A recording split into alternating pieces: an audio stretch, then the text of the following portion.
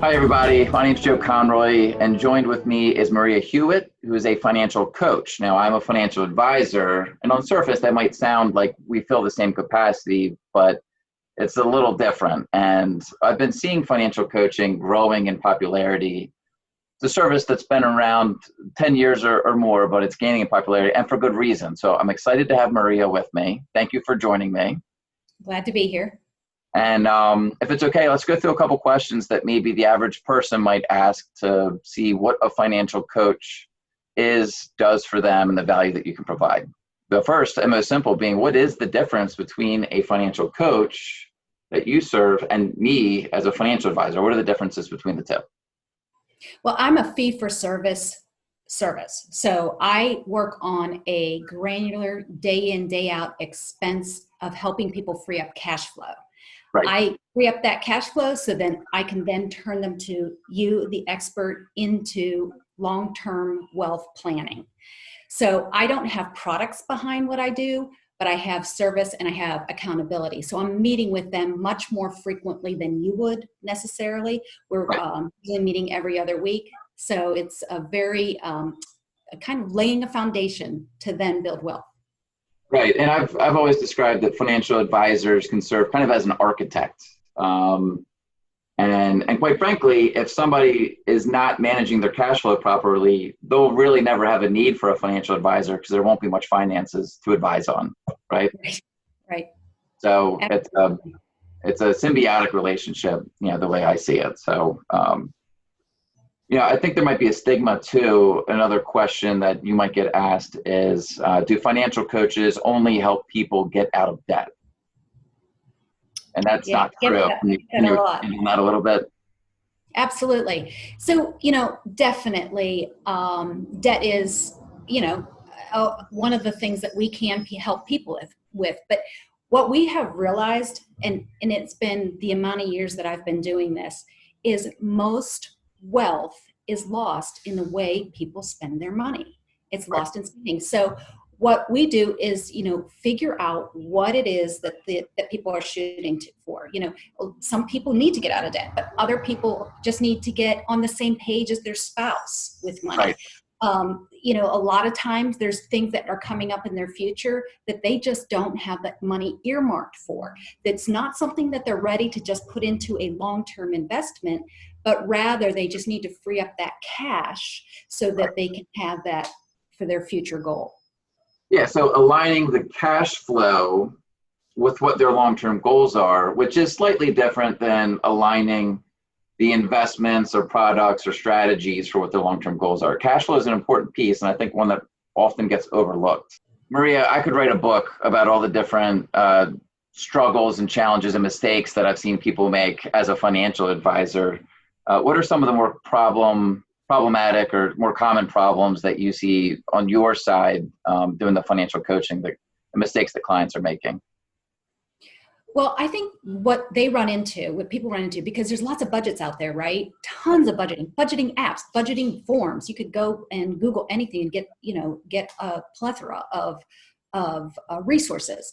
But the biggest problem that my clients run into, or people that come to me, is getting a process down. Right. And not only getting a process down, but executing on that process. That's a big piece that's often missing. Everybody can have a great plan. It's the execution, right? Absolutely. So that's the frequency of meetings. That's why we meet every other week, so that we are kind of holding you accountable and moving through to make sure that you execute it. Because it's like, you haven't done money this way. You haven't looked at money as a tool. So we need to create habits, and it just takes time to build those habits. Right. So I think oftentimes finances can be very obscure for people. It's not taught in, high school or college. It's not a required class, although I'm a big champion of financial education, right? Right. So it's tough for people to really kind of wrap their heads around these things at times. And on your side of things, how do you really track success in a way that people can understand? How do people know that they are tracking and that they are doing the right things and have a tangible result? Well, of course, the resources that I use, the spending form, my 15-minute spending plan. I capture expenses with short-term savings. And we are, the greatest success is when you've smoothed out the highs and lows of the expenses for the month.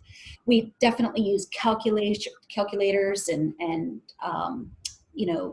just different products that are out there to kind of enhance and create a picture for when you could expect to see this money start flowing, and when you could start, planning for some other things that you haven't been able to do before. But how about the intangible things? How about the spouse relationship that just increases as far as talking like they have never spoken before in their marriage about money, because it was always a problem? That is a huge indicator of how well coaching is doing. The finger pointing is stopped. Oftentimes I will get couples that have the same goals, but they're pulling in opposite directions. So that's kind of the measurement. Not to cut you off, I've heard that financial infidelity will end more marriages than marital infidelity. Absolutely. Absolutely. And the thing that I'm a huge proponent of is you're a team. You're not you're not the mom of the relationship, and you're not the dad of the relationship. And so we break that when we create autonomy between the two of them, and we bring them together. And as far as if I'm working with a single parent, the same thing. It's just kind of that piece. And I use a measuring tool from day one, going, where's your financial piece today? And then where is it when we're finished with our program? How many marriages do you think you've saved going through financial coaching with folks?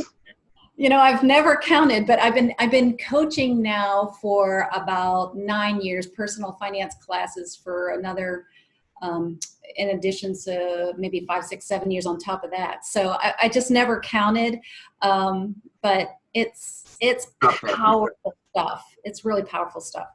Yeah, very cool. So Maria, while I have you, can you give me a good success story of how you were able to turn someone around or get them out of debt, and what that looks like?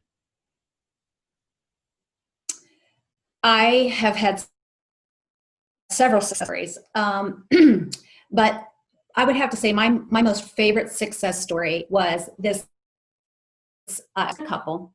And I do all of my coaching via Zoom.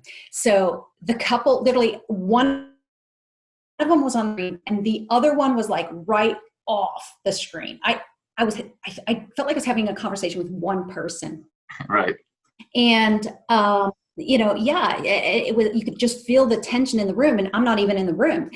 But it was kind of that struggle of trust. Could this one spouse trust what I was saying to be true? Or did they feel like, the other spouse was, pointing the finger saying, you're the problem. And when I started laying out just, hey, look, this is the path that the two of you are choosing to go down. This is what you have taught, and no fault of your own. It's what you brought into the relationship. Yep. No one intended to sabotage the family. No one woke up in the morning and go, yeah, today's the day I'm going to sabotage the family financially.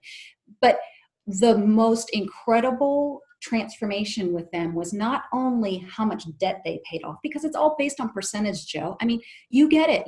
You earn more money, you're going to spend more money. You earn more money. There's a good chance. So numbers never really make an impact here. The greatest impact was when I turned on my screen, and I think it was probably after, going on the 6th session, her arms, the screen opens up, her arms are around his neck, and they're like leaning into one another, and there's smiles. And I honestly felt like I was talking to different people. I couldn't get over it, but it was just so incredible. I just remember it like it was yesterday, and that was probably about 4 years ago. Yeah. So that's probably one of my greatest success stories. And so Maria, a lot of people are living on thin margins, and we were talking about margins a moment ago. But life can happen. There could be a job loss. There could be, a global pandemic. that no one is coming, that upends everything. So Absolutely. you mentioned the idea of creating margin financially in your life. Could you give us a little bit more information on what that means? Well, right. Like we talked about how I work with people on a granular level, day-to-day spending and things like that. So we get a great plan. We get the most perfect spending plan that month. We've been line iteming and getting intentional, but all of a sudden life happens. You know, you can have your 16-year-old that wrecked your car. You could have the washer go and it leaked all over the floor, and now you have property damage. Something just kind of comes out of left field, a job loss. So what happened to our plan? Right. We had a full intention of creating this great wealth. So what I do with people is I help them build in margin. I help them build in these spaces of money that when life does happen to them, they're ready for it.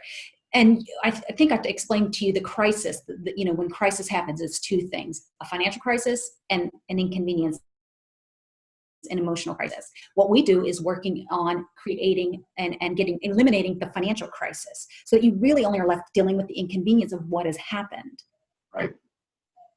How many in your coaching sessions, how many criers have you had? How many criers? I get them a lot.